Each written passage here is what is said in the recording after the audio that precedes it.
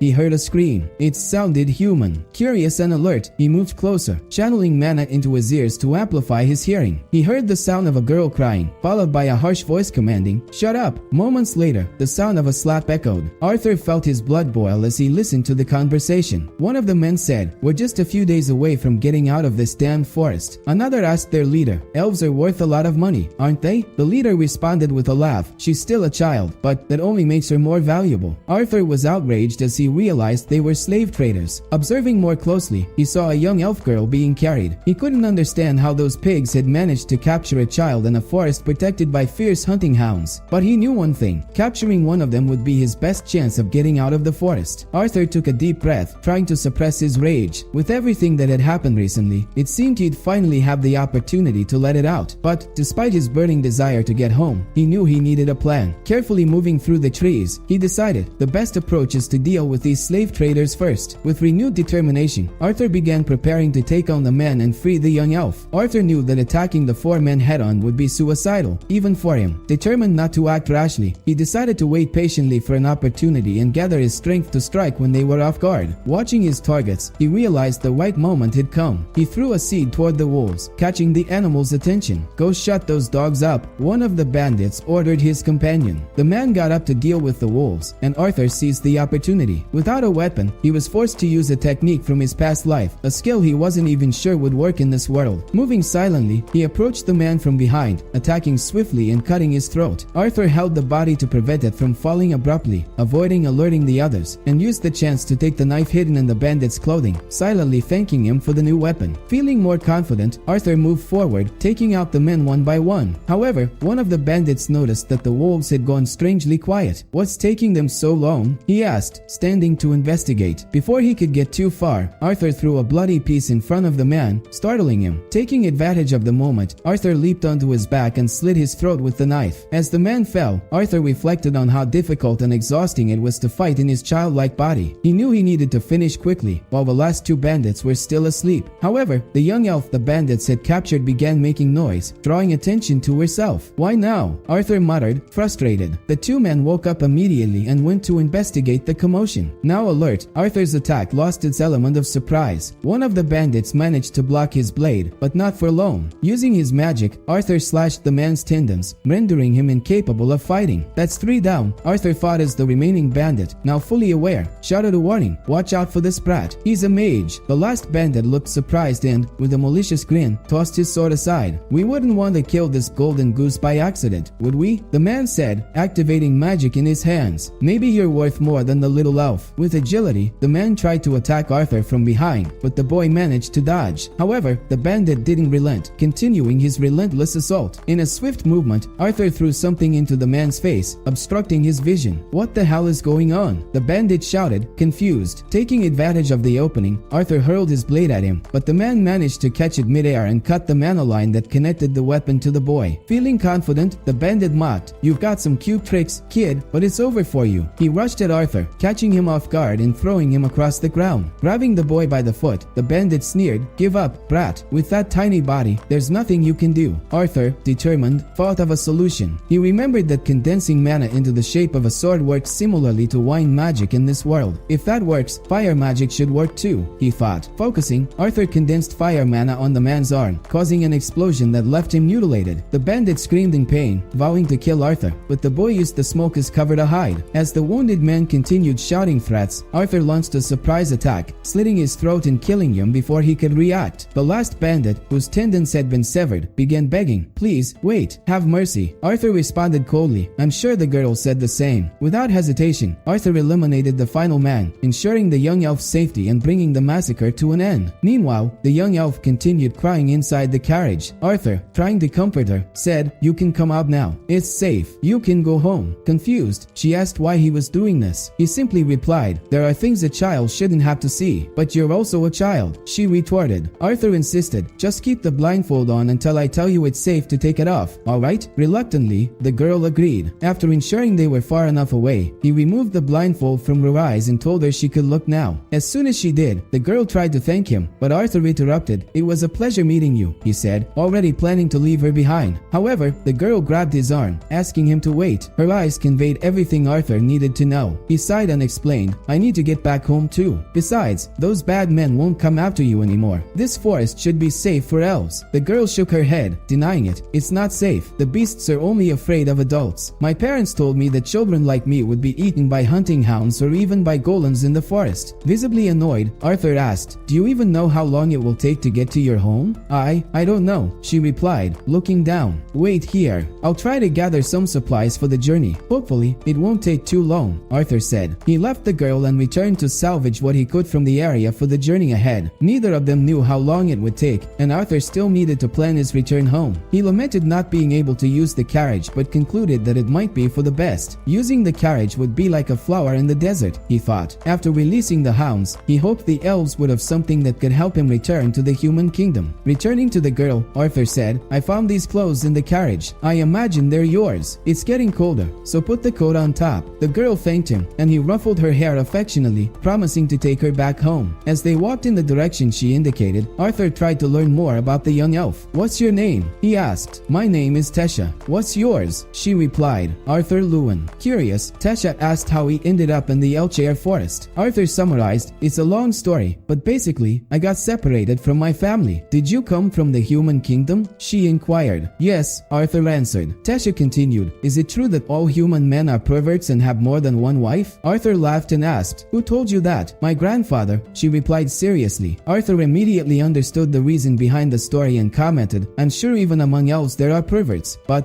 do you know what pervert means?" Tesha admitted that she didn't, and Arthur explained, "To answer your question, usually only human nobles choose to have more than one wife." Satisfied, Tesha let the topic go, and he asked, "What's it like living in Eleanor?" She shared that she enjoyed spending time with her caretakers and her grandfather since her parents were always busy. Tesha also mentioned excitedly that once she awakened, she would have a mentor to train her. Arthur realized that Eleanor's educational system was quite egalitarian, even providing young elves with personal mentors. However, he decided not to get into details about what egalitarian meant. Suddenly, Tesha called out to him, "Arthur, what happened to those bad men who took me?" He replied calmly, "Well, let's just say they had a very unfortunate accident." Tesha looks at Arthur and asks with concern, "Do you think they'll find us again?" He responds firmly, "I promise, Tesha, you'll never see them again." The girl thanks him once more, showing her gratitude for everything he's done. Afterward, they prepare something to eat, and Arthur suggests that Tesha get some rest. "What about you?" she asks, worried. "I'll stand guard out here," he replies. Stepping out of the cabin, Arthur gazes at the sky, thinking he'd like to use that time to explore the legacy Sylvia left him. However, his thoughts are interrupted when Tesha appears. "Are you sure you don't need to rest too?" she asks. She comments that her grandmother always told her never to share a bed with a boy, but adds that she won't tell anyone. Arthur chuckles softly and responds, "It's fine, Tesha. I'm not that tired." Even so, the girl looks disappointed. Trying to extend the conversation, she suggests, "I just remembered, it's more likely that mana beasts will show up if they sense you're just a child. For safety, you should stay inside the cabin." Arthur can clearly tell Tesha is making up an excuse not to be alone, but he doesn't say anything. "Got it. Now go to sleep," he says with a smile. Despite his encouragement, Tesha can't fall asleep until she finally leans against him and dozes off. Watching her, Arthur reflects on how much she's been through and how badly she needs a good rest. The next morning, they resume their journey. As time passes, Arthur notices that the only signs of progress are the unfamiliar landscapes that appear as they move forward. He realizes that, after Tesha's initial fear and despair faded, it became clear she wasn't quite sure how to interact with him. Still, she kept a smile on her face. Arthur admits to himself that his worries about his family and his anxiety to return home are putting him in a bad mood, but he makes an effort to smile for Tesha, hiding his feelings from her. At dusk, Arthur sets up the tent and lights a campfire. While organizing everything, he begins to feel sharp pains coming from his mana core. The pain is unpredictable and intense, making the journey nearly unbearable. Tesha notices something is wrong and asks, "Are you okay?" "Yes, I'm fine," he replies, masking his discomfort. However, during the night, he continues to suffer in silence. The next day, as they travel, a wolf appears, ready to attack them. Arthur intimidates the animal with his presence, quickly driving it away. Yet, the pains in his mana core grow more frequent, and he starts wondering if he should do something about it. He decides to keep quiet, not wanting Tesha to worry unnecessarily. As the days pass, Tesha begins to recognize the surroundings, indicating they're nearing her home. However, their pace slows as her body starts getting into exhaustion. Seeing her so tired, Arthur decides to carry what she's been holding. "As for me, I can strengthen my body with mana," he thinks. Even so, the pains in his core continue to intensify, making it increasingly difficult to hide them from Tesha. At one point, he collapses to the ground, and Tesha, panicking, runs to him.